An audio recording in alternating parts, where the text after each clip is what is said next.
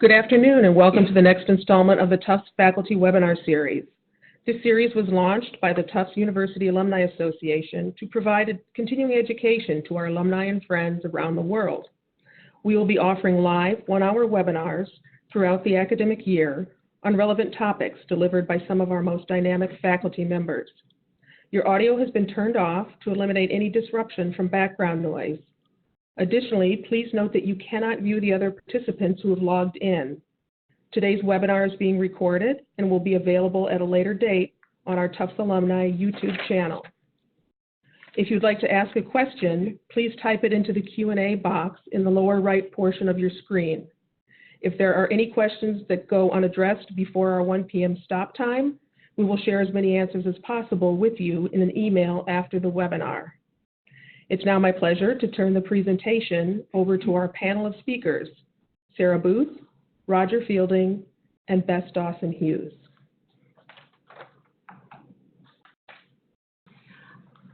Welcome everyone. My name is Sarah Booth and I'm here today with my colleagues Bess Dawson-Hughes and Roger Fielding. We work at the Jean Mayer USDA Human Nutrition Research Center on Aging at Tufts University, which we affectionately refer to as the HNRCA, A for Aging, Aging Well. So let me give you a little bit of history about our center. In 1977, Congress actually identified that there was very strong evidence that poor nutrition could actually lead to death, increased death in the United States, and that improved nutrition is very integral to preventive health care. Furthermore, Congress identified in 1977 that there was a serious need for research on the effects of diet and degenerative diseases and related disorders. Out of that Food and Agricultural Act of 1977, Congress approved the construction of our center, which you can see on your right-hand side. We're 14 floors of dynamic, exciting work studying nutrition and physical activity and the role of these in healthy and active aging. We collaborate with the Department of Agriculture, and we have scientific labs, and we have support core units.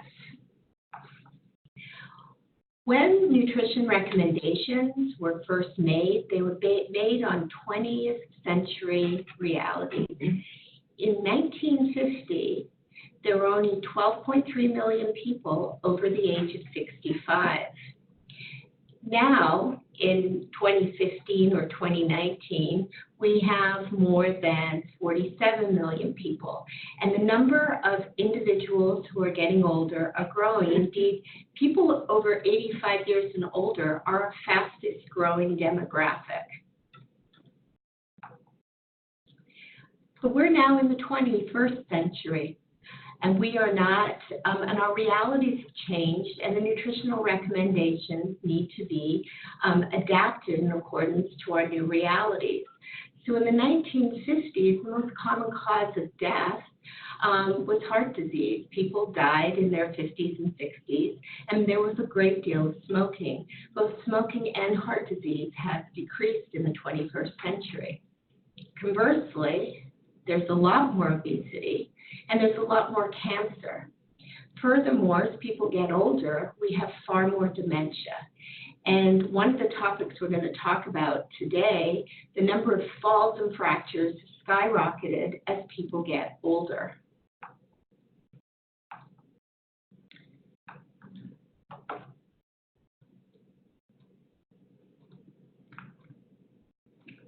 Sorry, we have a technical problem, but I'll just tell you while we're trying to resolve it.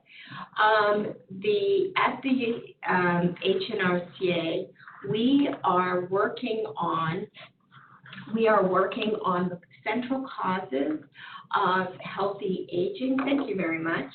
On the central causes of healthy versus unhealthy aging and how that impacts on our health based on various organs, but also common structures. Today, though, we're going to focus on musculoskeletal health. So I'm going to turn over the podium to my colleagues to discuss the role of nutrition and physical activity on healthy bone and muscle health. So I'm going to hand over now to Dr. Beth Dawson-Hughes. Thank you, Sarah, and thank you everyone for attending this webinar. I am particularly interested in bone health with aging. I'd like to begin with showing a simple diagram that illustrates bone mass as a function of age. You'll see here that we gain our maximum amount of bone around age 25. That is stable for about 25 years. And then after age 50, both men and women lose bone on an annual basis for the rest of their lives on average. Women will have a little faster loss in the early years after menopause. That's illustrated here. For men, it will just be a steady, unrelenting decline with time. Now, the end result can be illustrated here. We see on the left in pink a vertebra or a spinal bone of a healthy middle-aged woman, and we see a similar bone specimen or a sample from an older woman who's had a vertebral fracture. You notice, obviously, there's less mass there, but there's also architectural derangement. That combination is particularly unsalutary, shall we say, in terms of risk of fracture. Now, the question becomes, what can we do about this as individuals who inevitably will reach the point where we're going to express this bone loss? I show on the right some of the factors that we cannot control, but that influence rates of bone loss, and those are age, our heredity, and certain medications that we are required to take. It's more useful to focus on the modifiable risk factors, which are shown on the left-hand column.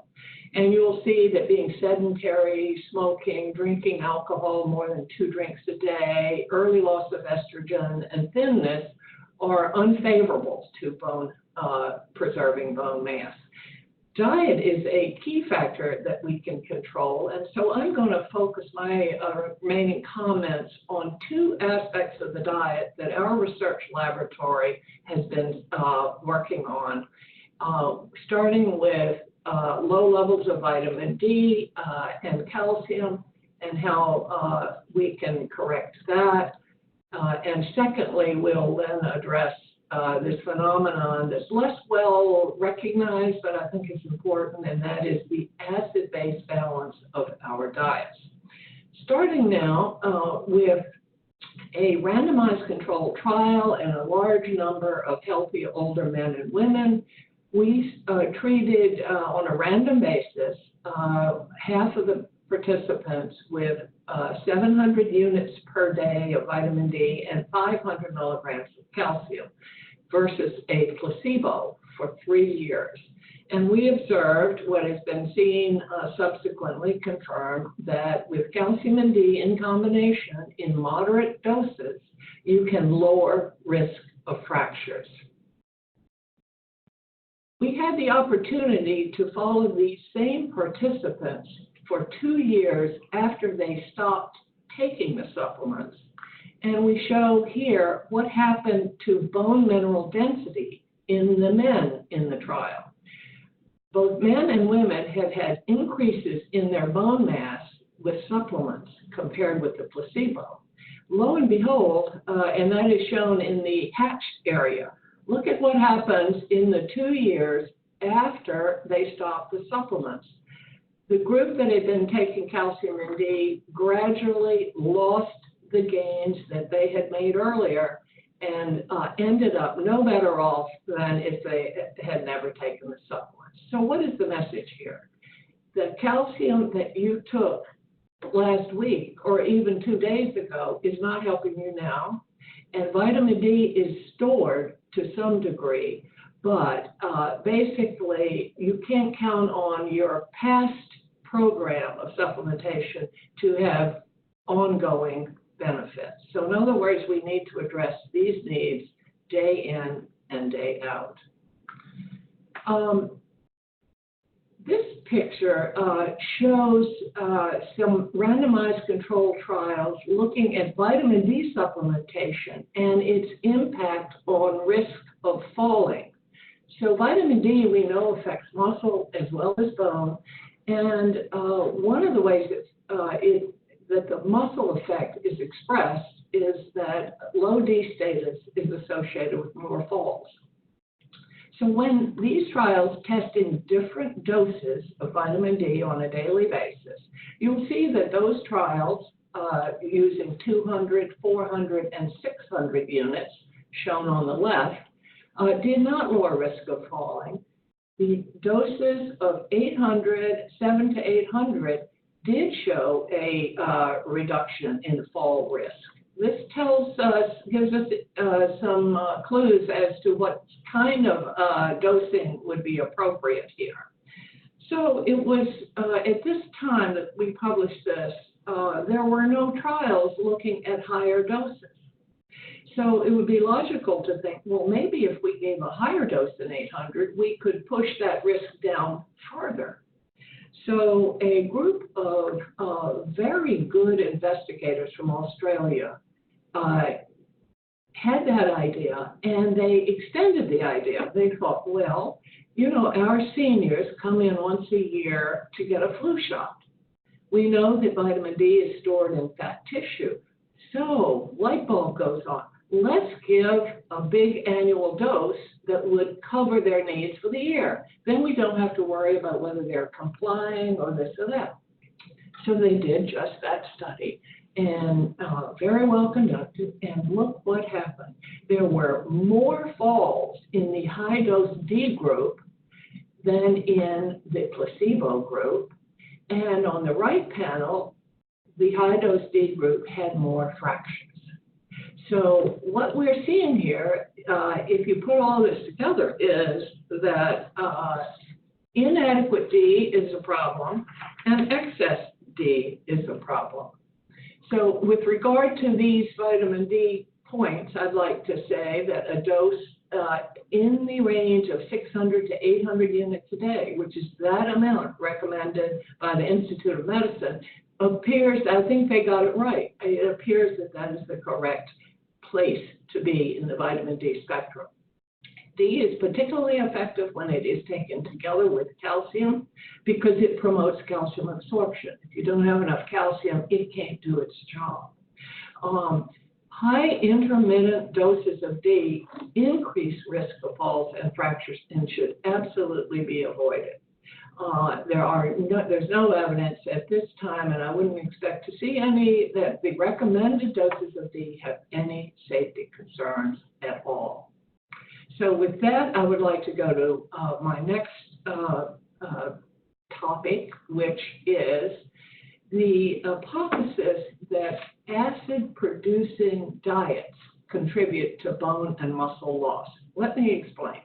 Americans consume about twice the recommended amounts of grains, that would be breads, cakes, rice, anything that has a grain component. They consume twice the recommended amounts of that and half the recommended amounts of fruits and vegetables. Now, as a result of this pattern, these people consuming that would have acid-producing diets. And that is because the grains and protein in the diets contain sulfur, which, after those nutrients are absorbed, the sulfur is metabolized to sulfuric acid. Now, to counterbalance that, our intake of fruits and vegetables ultimately adds alkali to our system. The organic acids in those compounds, fruits and vegetables, those foods, are metabolized to bicarbonate, which is alkaline. So we need for that acid input and base input to be in balance to maintain our neutral status. So how do we assess that? We use a 24-hour urine collection in which we measure whether acid or base is present. For example, if you have an acid-producing diet, your body is trying to get rid of the acid through the kidney, and you will see acid in the urine in proportion to the acidity of the diet. So we were recruiting almost a couple hundred healthy older people with no dietary restrictions at all for a study we were to do. So we had 24-hour urine collections, and we measured net acid excretion in each one of those individuals at baseline. And here is the pattern, the distribution of values. I can tell you that the individuals, or the part of the graph that is to the right of the vertical dotted line, those people are excreting acid in the urine. Those, the proportion to the left of the dotted line are excreting alkali, and those that are right on the dotted line are neutral. So our observation actually quite well confirms the fact that people are eating acid-producing diets. So our next question is, can we reverse that and in so doing improve bone and muscle health? So in those same 171 people that we just saw that were acid producing at baseline, we randomized them to treatment with either potassium bicarbonate pills or with no bicarbonate. And then we measured over 3 months what happened to indicators of muscle, which was measured as nitrogen excretion. If you're losing nitrogen under controlled conditions such as these, you are losing muscle. And we also measured leg power, which is a measure of strength divided by time. For the bone assessments, we included calcium excretion, the amount of calcium coming out in the urine. Where does it come from? It comes from bone, because that's where over 99% of the body's calcium resides. And we can measure indicators of bone loss, called, in this case, NTX. So let's see what happened over this trial. Here's the effect of bicarbonate on nitrogen excretion in the men and the women. We saw in both that the bicarbonate, shown in black bars, they had less nitrogen excretion than the placebos, or shown in the clear bars. And the difference was significant in the women. So the women seemed to respond particularly well on the nitrogen excretion. We also looked at muscle power, and I just have a picture here, but I can tell you that the women had a 11% increase in muscle power in their legs over that 3-month period if they were in the bicarbonate group, compared with the performance of those in the control group. The profile was similar for men, but did not reach significance in men. Here are the bone effects of this trial. Here you will see in the top panel, in the bicarbonate shown on the right, we see bicarbonate, on the left, no bicarbonate. So the top panel shows us that there was less calcium excretion in the group taking bicarbonate. The middle panel shows us that there was lower bone resorption, or bone dissolving, in the bicarbonate users compared with the no bicarbonate. And so we see, in essence, very favorable effects of the intervention with these bicarbonate pills. So I would like to conclude with the comments that acid-producing diets do contribute to muscle and bone loss in healthy older individuals. This loss can be reduced with alkali pills, that is, potassium bicarbonate or potassium citrate pills would also work. So what's next? Our driving interest is, can muscle and bone be protected by diet modification that restores acid-base balance. Instead of taking 6 bicarbonate pills a day, can we make a diet modification that would have the same benefits to bone and muscle? So that, I'll tell you, is a work in progress. I did want to close with just showing you a chart of a few sample foods. Now, on this chart, the ones that have negative values add alkali to our body.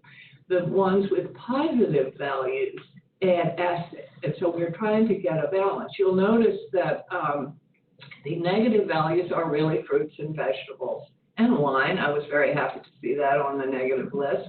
And that our grains, look at oatmeal, 10.7. That is adding adding acid, in a significant way, as are the Parmesan cheese, the hard cheeses.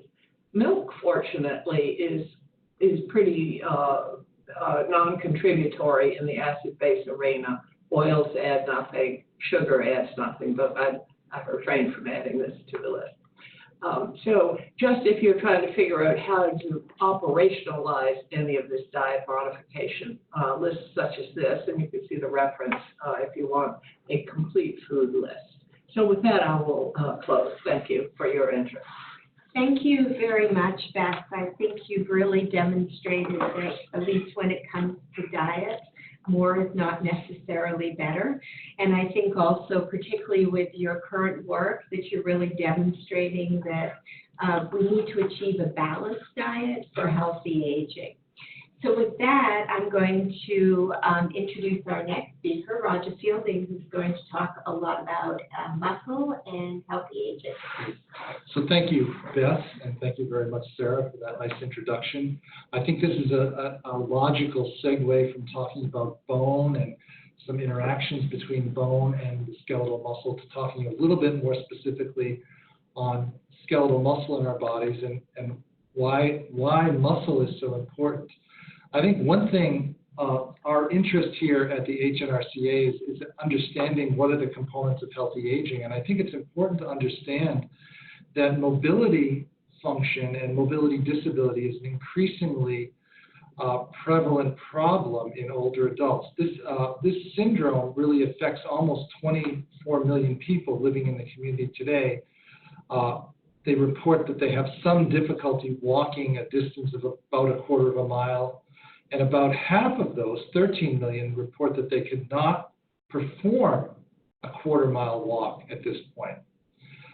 This problem with mobility is highly prevalent in older adults, with about 39, almost 40% of individuals over the age of 65 having some difficulty with ambulatory activities, and 11 million of those older adults have reported severe difficulty with their mobility. So this is an increasing problem. And I hope to convince you that skeletal muscle is really important and that skeletal muscle really matters. And I think that this is the underlying substrate for many of the mobility problems that we see and older people experience. Many of you may not be aware, but skeletal muscle is the tissue that represents, in youth at least, about half of our total body mass. So about half of what we actually are is skeletal muscle. This is a tissue that plays a fundamental role in locomotion and how we actually move around. It's the largest consumer of oxygen in the body because it's a very rich, robust metabolic engine, so it's heavily involved in whole body energy metabolism and the turnover of various substrates for energy transduction or making and utilizing energy. We also have some proteins that are made in skeletal muscle that are secreted in the circulation in the bloodstream and actually have effects on other tissues. So skeletal muscle is a pretty dynamic organ, things that we never thought about before. And I would argue that robust skeletal muscle is a central factor in whole body health and essential for maintaining energy homeostasis.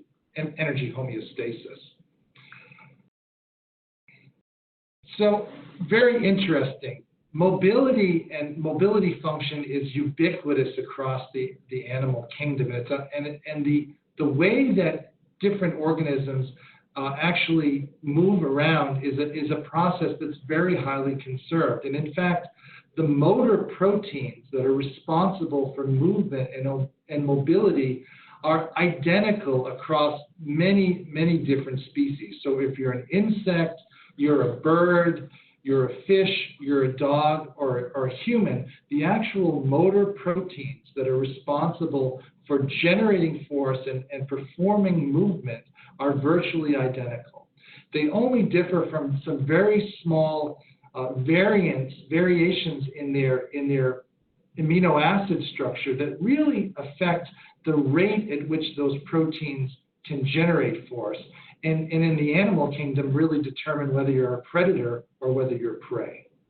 So this is a very highly conserved system across many different organisms.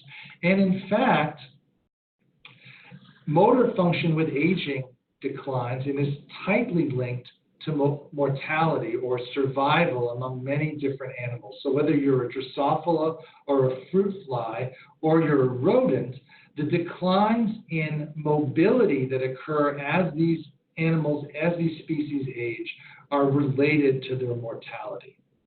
And this is also true in people. This is a really nice pooled analysis of a lot of large observational studies in older men and women, which shows very nicely that at any age, your average walking speed or gait speed is related to your likelihood of survival. So the faster you walk at any age, the longer you are going to live. So there's a direct relationship between mobility and your survival.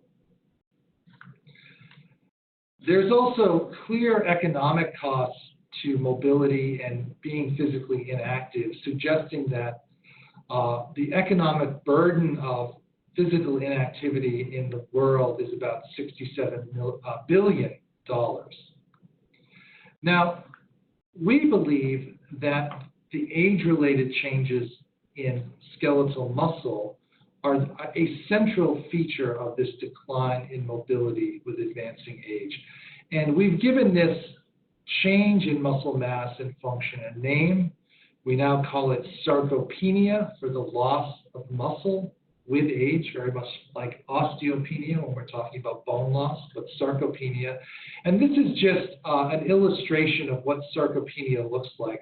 In the left panel is a 43-year-old man with a very normal body size and weight.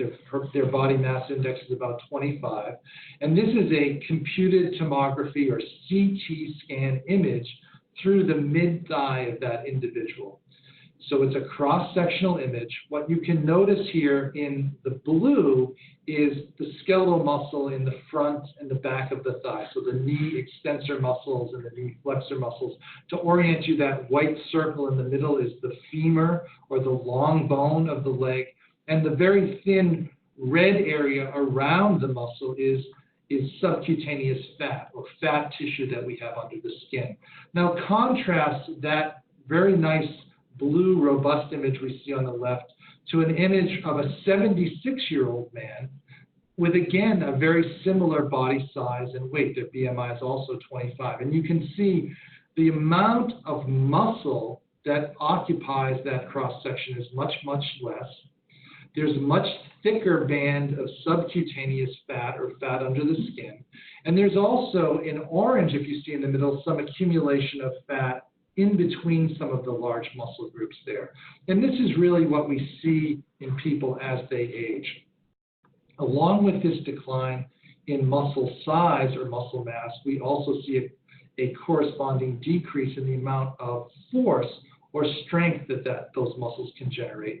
And we now understand that when we talk about the term sarcopenia, we're really talking about a syndrome that is a combination of the loss in muscle mass, the corresponding reduction in muscle strength or force generating capacity of the muscle, and the impact that those changes have on a person's ability to perform or a reduction in their physical performance.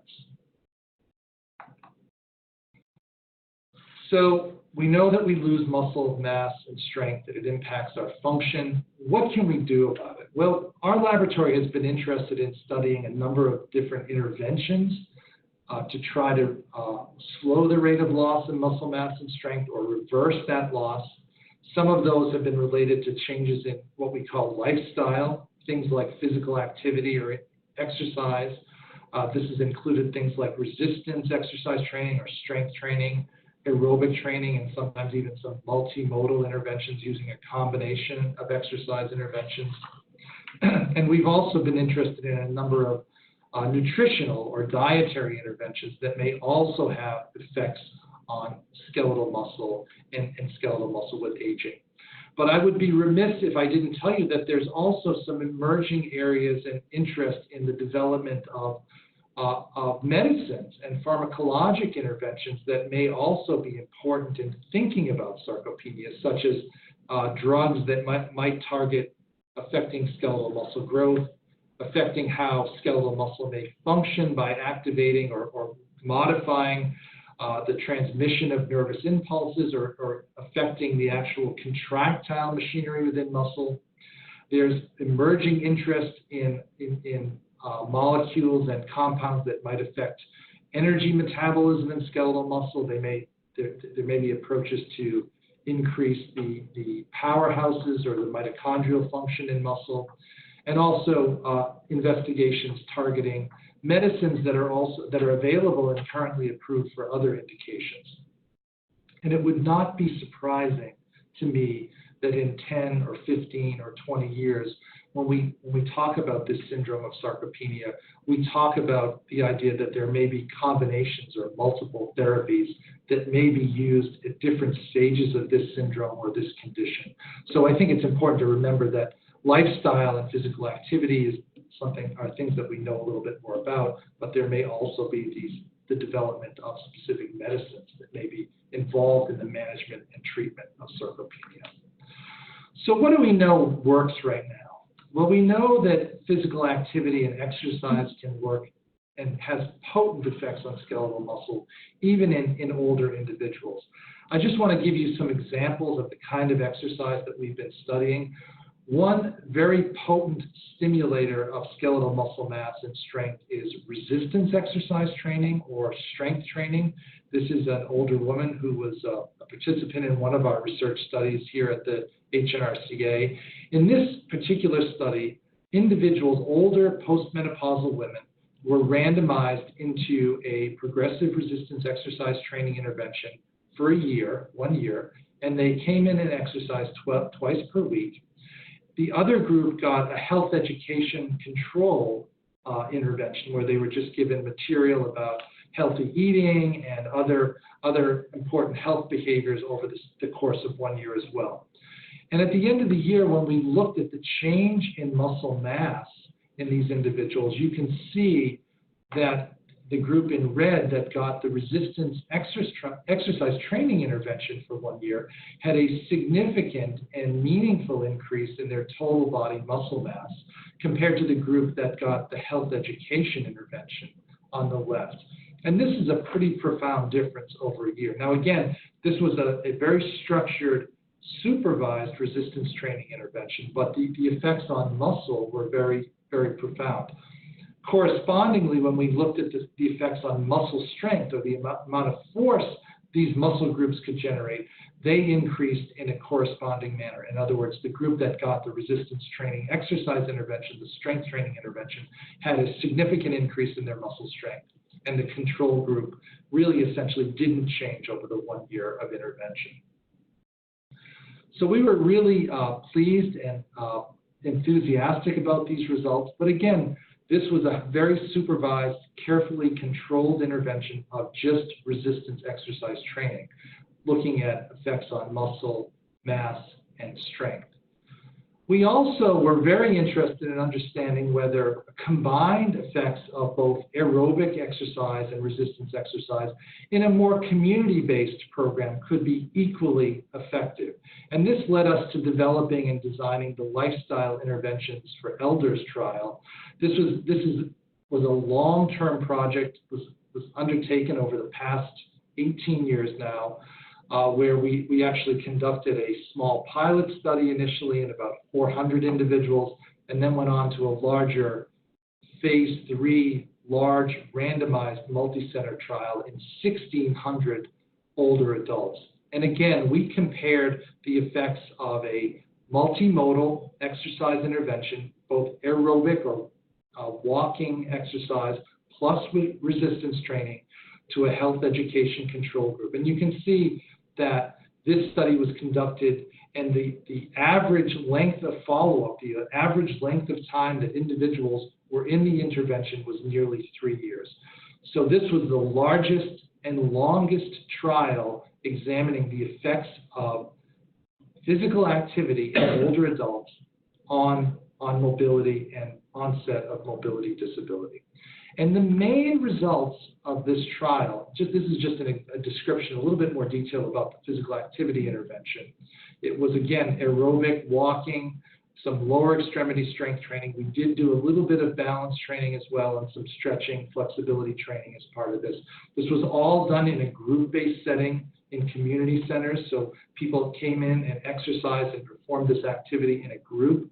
And we also supplemented this exercise with a little bit of behavioral counseling to motivate the individuals to maintain and continue to adhere to the exercise physical activity intervention by talking about goal setting and reviewing progress in the group settings, and also making telephone calls to, again, promote adherence. And when we looked at the primary outcome from the trial, the primary outcome in this study was really the onset of major mobility disability. Let me tell you a little bit about what that means. Basically, we defined in this study that major mobility disability was the inability to complete a 400-meter walk. So we called people disabled if they could no longer walk 400 meters or a quarter of a mile. So at baseline, as you can see on this slide, all of the participants could complete a 400-meter walk. And then what you see is we evaluated their 400-meter walk ability every 6 months during the trial. And as you can see, as time went on, more individuals in the health education group developed the inability to walk a quarter of a mile compared to individuals that were randomized to the physical activity exercise group. So much so that by the end of the trial, when we did the statistical analysis and looked at all of our data and made all of the necessary sort of adjustments to our data, there was an 18% reduction in the risk of developing major mobility disability in the individuals that were randomized to the physical activity group compared to the health education control group. So this was the first study that actually showed that exercise in older people could reduce your risk of becoming physically disabled. We were also curious in a follow-up study to this to understand whether there were any added benefits of supplementing the participants' diet with the exercise intervention. So in a smaller, shorter-term study, we used the same exercise intervention that we had validated and studied in the life study, but we asked a further question of whether giving a daily nutritional supplement in combination with exercise had any additional benefits. So in this study, we randomized older adults. All of them got the same exercise intervention as we used in the life study, but we randomized individuals to either receive a multi-nutrient nutritional supplement, and we show you right there what was in the supplement. It contained 20 grams of a high-quality whey protein, about 800 international units of vitamin D, following Bess's very nice recommendations, a little bit of calcium, and some other micronutrients and minerals. And we compared that to a placebo, a non-nutritive sweetened beverage that all the participants took every day for 6 months. So everybody got exercise. Half of the participants got this nutritional supplement, half got a non-nutritive placebo. And when we looked at their muscles, these are the participants in the study. You can see the group-based exercise again, strength training and walking, and then some of our participants having their nice tasty beverage after the exercise session. When we looked at the quality of the individual's muscle, you can see on the left panel that individuals that were randomized to the exercise plus the nutritional supplement, we showed a significant increase in their normal density muscle cross-sectional area. Again, this is from CT scans compared to the group that got the non-nutritive placebo. There was really no change in their normal density muscle. And conversely, the low density muscle, which is the muscle that has a lot more fat in it, actually declined significantly in the group that got the nutritional supplement compared to what we saw in the group that got the non-nutritive placebo. In addition to this, we saw benefits when we looked at the intermuscular fat compartment of the thigh here. Again, the group that got the nutritional supplement with exercise had a larger decrease in their intermuscular fat depot in the thigh, went down more compared to the group that got exercise plus the placebo. So exercise reduces intramuscular fat accumulation. We knew this from other studies, but in fact, the group that got exercise plus this nutritional supplement had a greater reduction in the fat that's in between their muscle groups as well. So again, positive effects of exercise on preventing mobility disability, and in a bit more focused study, we see that at least at the muscle level, exercise plus this nutritional supplement had some additive effects in terms of optimizing the normal density muscle and further reducing the accumulation of intramuscular fat. So exercise is a good thing. We know right now that exercise or physical activity remains the only treatment that's been proven to improve physical functioning and prevent disability in older adults. And we have national guidelines about physical activity for all adults. Those really are from the Department of Health and Human Services, and they were updated just a couple of years ago now. And I just want to go over those because people always ask me, what should they do? What's good? What should I be doing in terms of physical activity?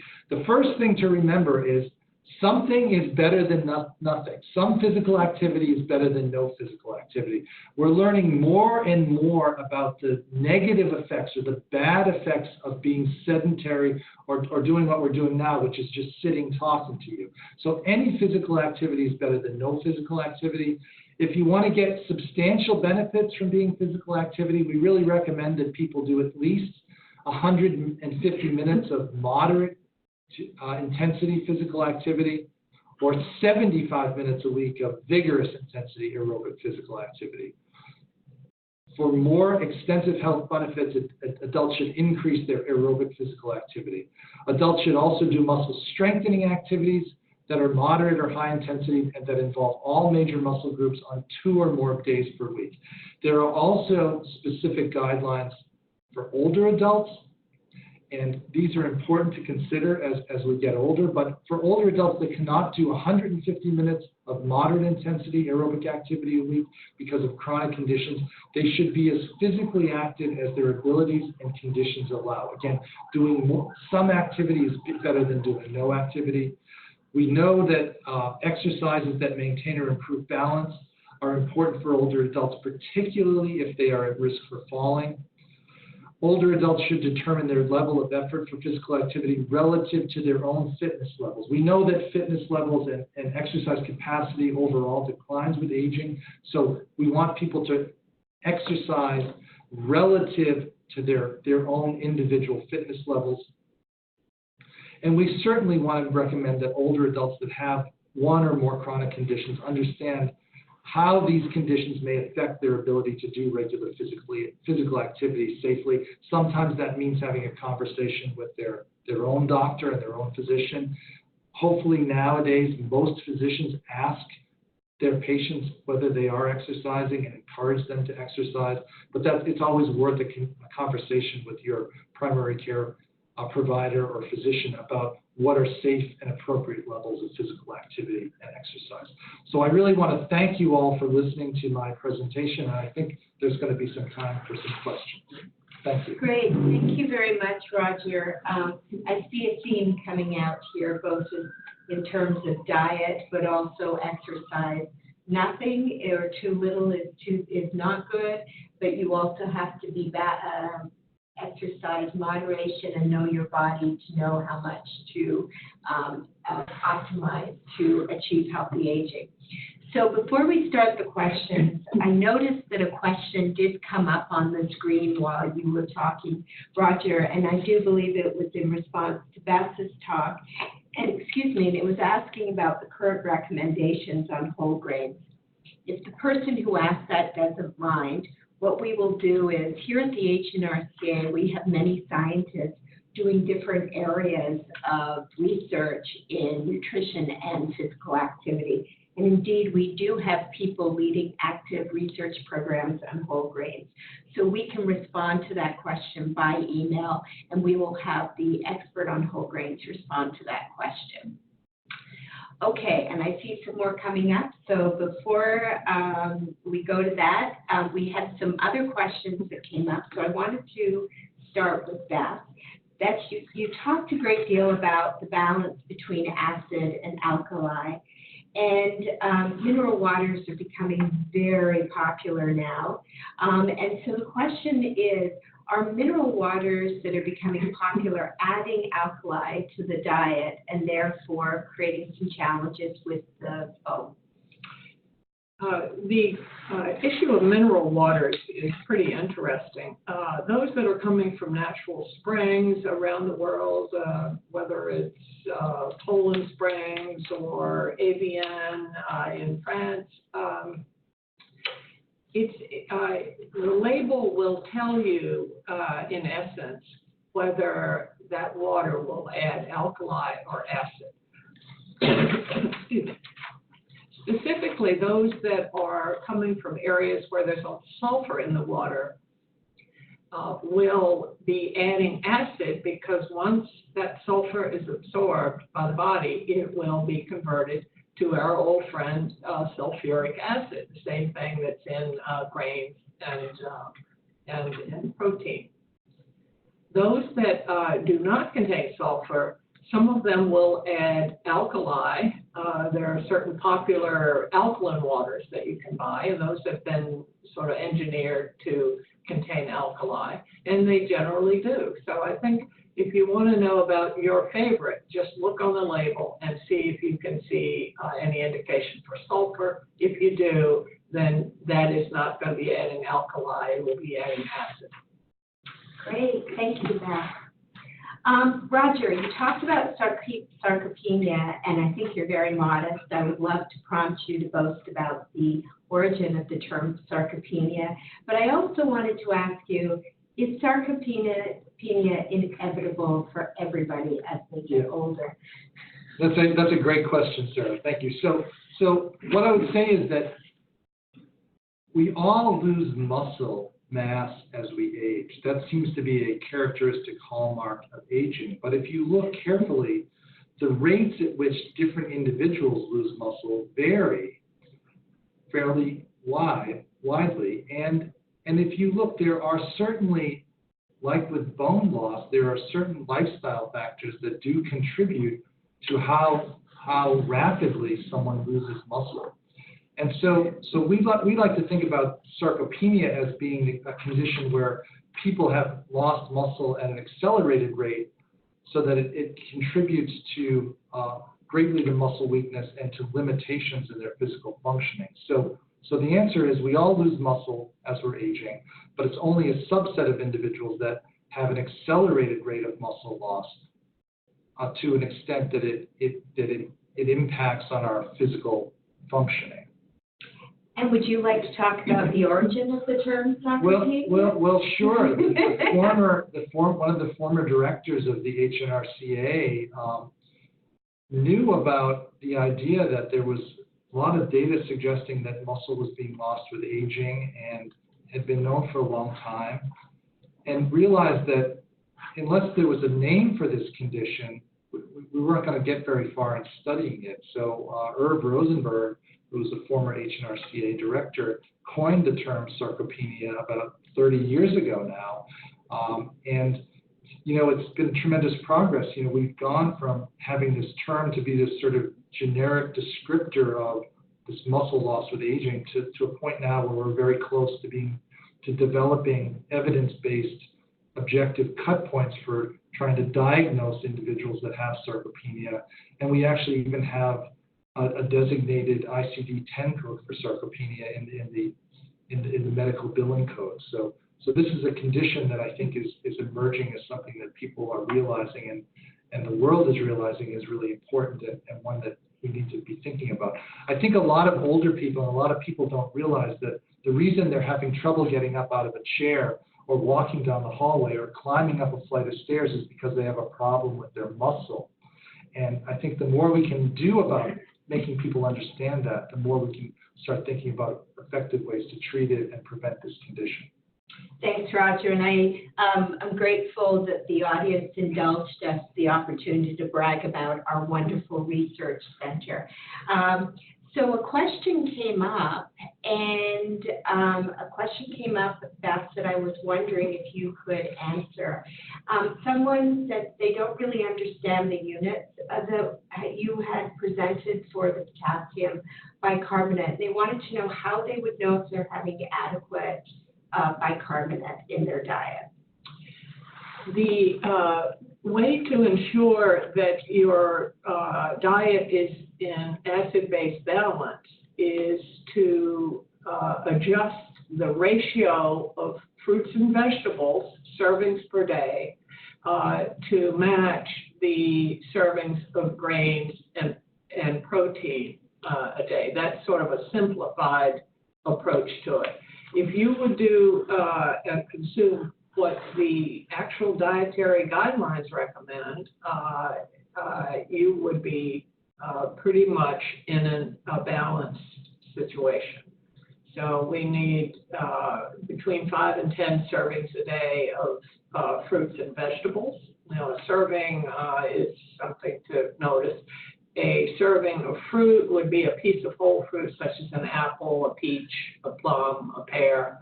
A half a cup of cooked vegetables would be a serving.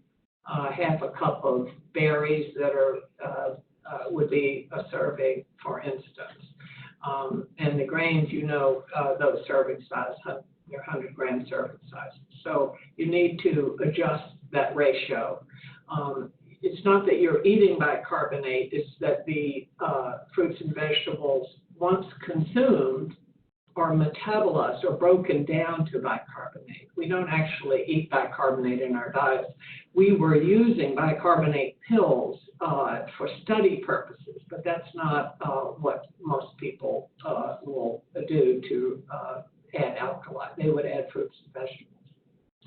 Thank you, Beth. And actually, somebody had asked for the food list to be shown again. And what I would tell you is we will be sharing a PDF of the slides that were presented today. So you will have an opportunity to go back over these slides and learn more. And I encourage you to look at our website, which actually provides updates on our current research. Now, Roger, you've inspired people. And so one of the questions related to how do people get involved in these group exercises in the Boston area? Yeah, so this is a good question, and I think for most people, the best resource for getting more physically active, I think the YMCA organizations in most communities have a wide variety of opportunities to participate in physical activity, and some of those have groups that are specific for older adults. So I think as a general message, the YMCA is a good resource. Certainly there are local gymnasiums and local health clubs that might specialize in working with older adults, but that can vary, but the YMCA is the one that's most universal and the one that I always recommend as a first step. Great, thank you. Unfortunately, we don't see the questions other than when they first pop up, so I may be mangling somebody's question, and my apologies. But the elliptical trainer, somebody wanted to know how does that weigh into the exercises that you're recommending? Yeah. So elliptical trainers are a perfectly good substitute for walking or jogging or cycling. They're stationary pieces of equipment. They put less resistance on the joints, so people that have different degrees of arthritis or other joint conditions that make it difficult for them to walk or run. Certainly the elliptical trainers, if a person can get up to an appropriate exercise intensity, either based on their heart rate or how they're feeling when they're exercising, you can certainly get the same kind of aerobic exercise benefit using an elliptical trainer. Great, thank you. And Beth, and I apologize to the audience if I didn't paraphrase this correctly because the question flashed on the screen very quickly. Somebody asked the question about supplements for bone health. You mentioned vitamin D, you mentioned calcium, but what about the other vitamins and minerals in these supplements, and what are the current recommendations? The ones that are particularly beneficial to bone would be magnesium is important, and vitamin K, which Dr. Booth studies extensively, is important. And basically meeting the requirements for these minerals and vitamins is particularly important. Many of the supplements contain calcium and D only, and they're fine too in individuals who have a well-balanced diet. Great, thank you. If there are any more questions that the audience wants, if they want to type that in right now. Otherwise, I think we're coming up to the conclusion of our webinar. Are there any more questions? Unfortunately, they flash on the screen pretty quickly. No, they don't appear. Oh, yes. Is raw calcium recommended? I'm not sure what the questioner is referring to by raw calcium. There is calcium from the hills of Italy called dolomite.